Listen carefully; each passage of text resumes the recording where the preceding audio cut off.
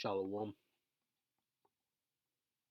call Halayim La Yahweh, Ba'ashem, Yahweh Shai, Ba'ashem Rakakwadash. Double honors to the elders and apostles of Great Millstone who rule and teach well, and censure Shalom to 144,000 and a one third. Now, this video I came across. This guy right here appears to be Edomite. Salakia. He used to work in the military. I forget which branch. I think he says it in his video, and he goes into why the U.S. military is pretty much weak and broken down. And a lot these Edomites that are stuck in the past, they're eagles on the chopping block, and they're being deceived by their own pride. Fail to realize that the U.S. is extremely weak right now. Now let's go to Obadiah 1 and 3. I'm going to just read a slither. The pride of thine heart hath deceived thee. All right. So these Edomites on all levels are extremely proud, and it's gonna stab them in the back because they think that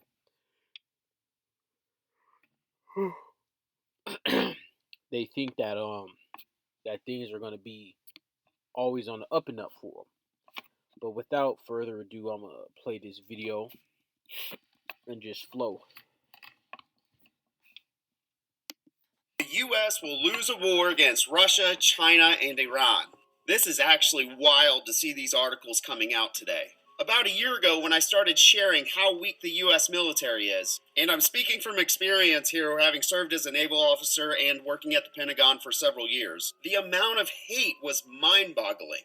But today, these articles from mainstream media, which I still can't comprehend why they're publishing this, U.S. military is weak, in danger of not being able to defend national interests. I think this article title would be more appropriate if they replaced national interests with political agendas. This is the book of Joel 2 and 20. But I will remove far off from you the northern army. And that's talking about these U.S. troops. That's talking about Babylon the Great's troops.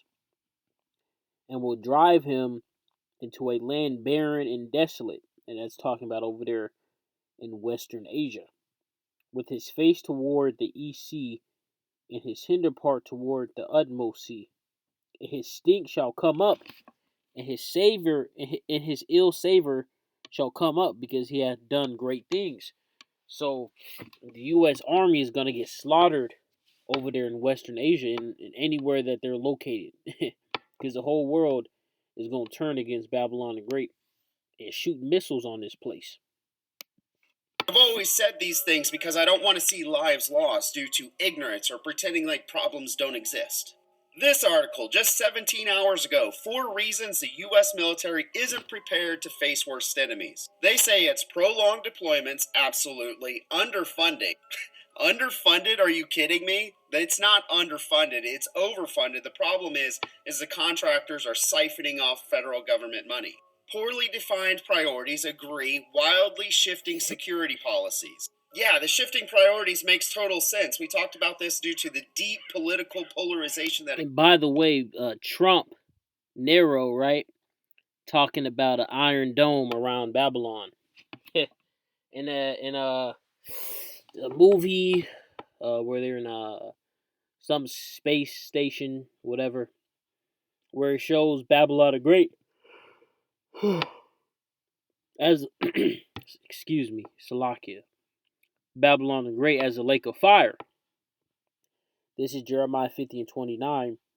Call together the archers against Babylon, all ye that bend the bow. Camp against it round about. Let none thereof escape.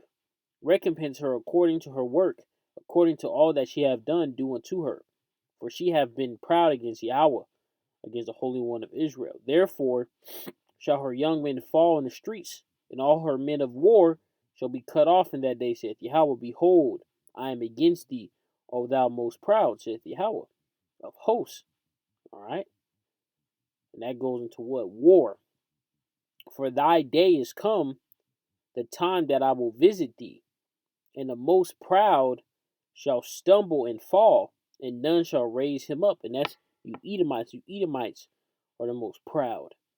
And I will kindle a fire in his cities, and it shall devour all round about him.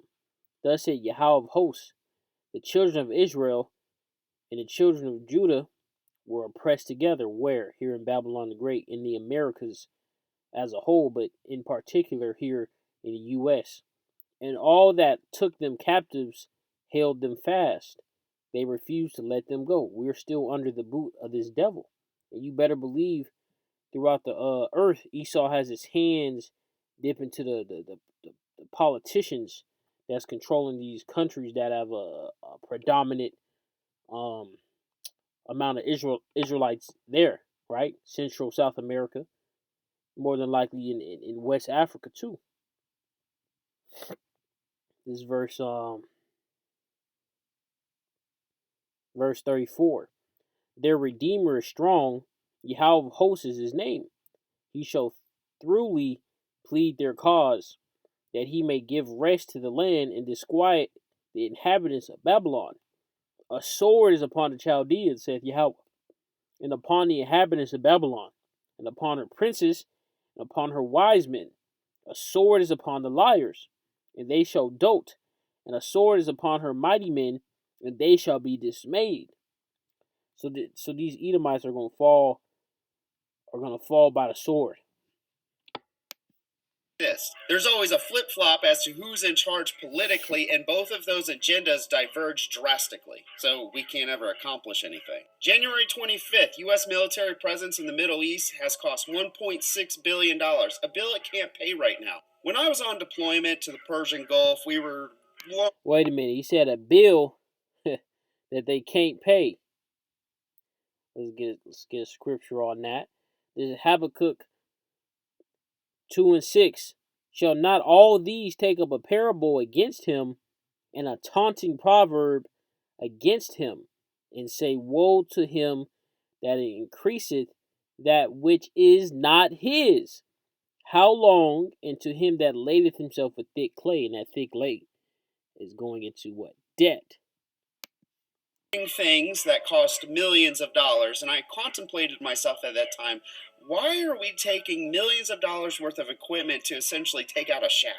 What did that accomplish? Because it appears... And the funny part is that they got ran up out of Afghanistan, and I'll be tuning in the Canadian Preppers channel, and I don't know how true this is, but just going off the information that Canadian Prepper has given, and these Babylonians get ran up out of there from Afghanistan, they don't really have the capabilities right now, what they show at least, to really mess with these other nations without, Esau truly showing off his blessing, which could be, nukes, things of that nature, this extremely high tech AI. You better believe these devils got technology far advanced than what you see that they use in the military today.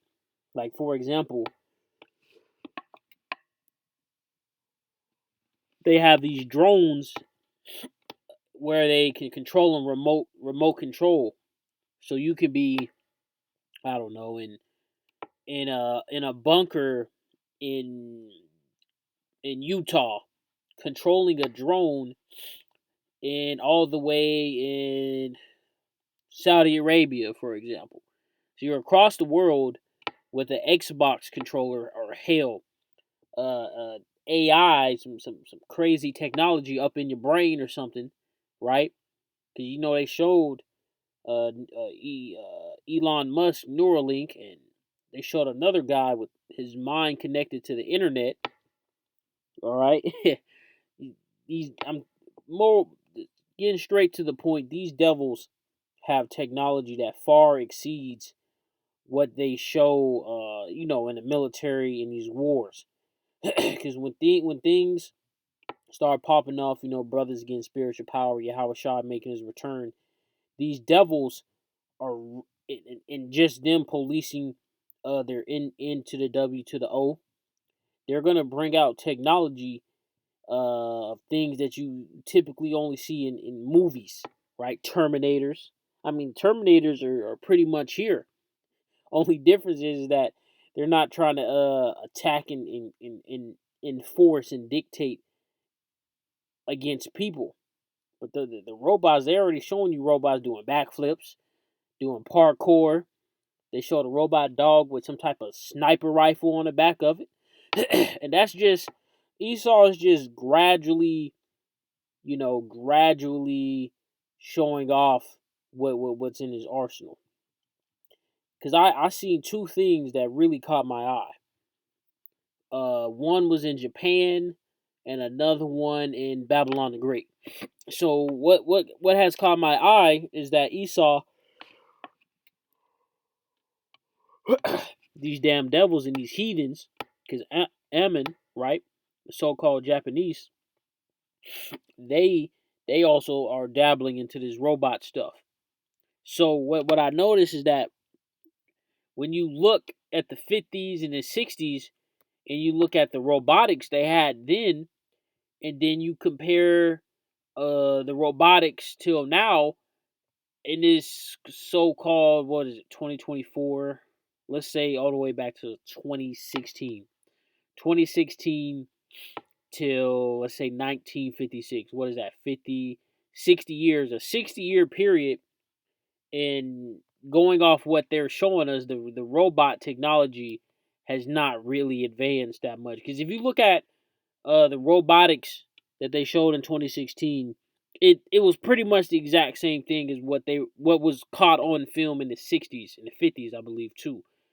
So it makes you wonder how they only progressed an inch in half a century. Why? Because these devils have created, and these heathens too, right? But mainly Esau, because that's his blessing. That sword. They're hiding the fact that they have extremely powerful weapons in the back end. They're hiding it, and then they put it in these movies for people to consume as if it's fake when it's not.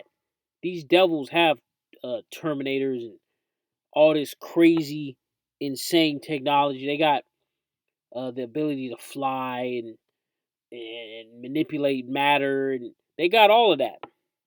How do we know for a fact that these devils have that insane level of spiritual power? Well, the Egyptians, as we know, had that type of power.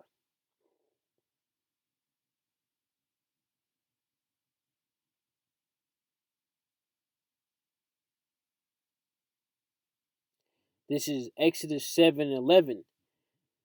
Then Pharaoh also called the wise men and the sorcerers. Now the magicians of Egypt, they also did in like manner with their enchantments, for they cast down every man his rod, and they became serpents. So this is what Mizraim. These are Hamites, essentially, right? So-called Africans having this form of power, spiritual power, left hand spiritual power, to turn a rod into a serpent. Now, how much more these Edomites who were directly blessed by Yahweh Shai himself, to have that great sword. And as it was stated in 2 Thessalonians, they have all power under Satan. So they have all power under Satan.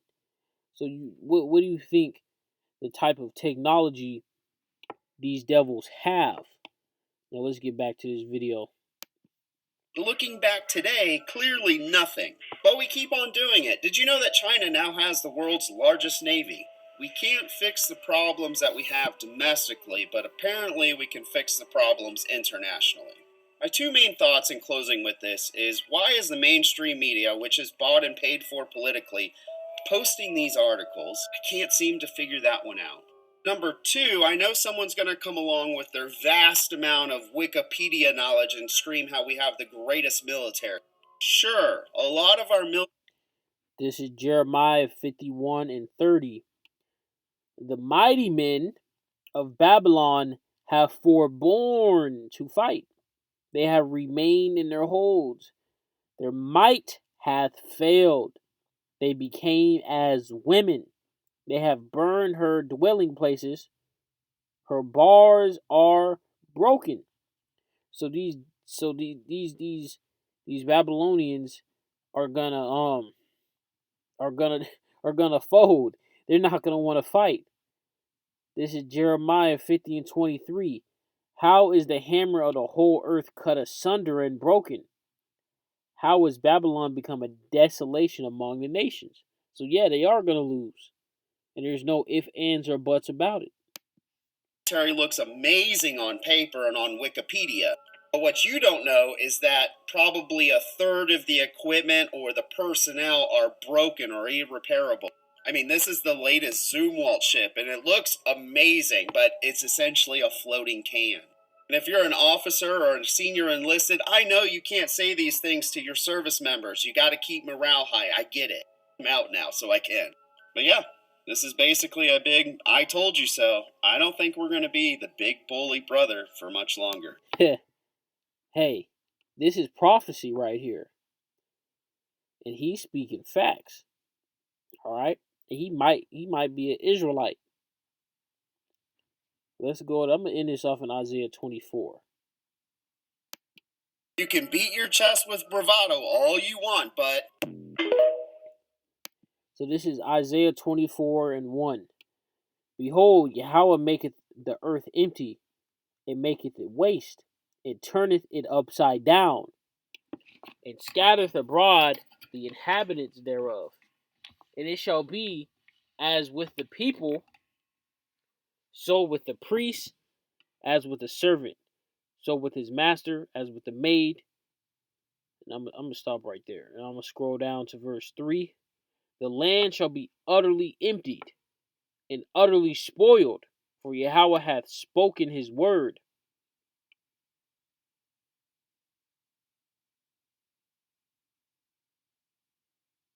This verse 6. Therefore hath the curse devoured the earth, and they that dwell therein are desolate. Therefore the inhabitants of the earth are burned, and few men left.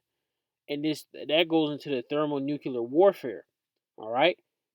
The only two places made mention in the scriptures that are going to get hit is Babylon the Great in our homeland. All right, Jerusalem. And of course, it's possible for other countries, so to speak, to get hit with nukes. All right, but that's just pure speculation. This verse 10. The city of confusion is broken down, every house is shut up, that no man may come in. Verse 12. And the city is left desolation, and the gate is smitten with destruction. It's talking about Babylon the Great. It's talking about America, the USA. You know that song, Party in the USA? This is not going. It's going to be a fire lake. It's going to be a lake fire party in the USA, man. This place is going to get utterly annihilated. This in the U.S. military is going to be destroyed. This whole the America as a whole is going to be wiped off the face of the earth, never to be inhabited again. And with that, I say shalom.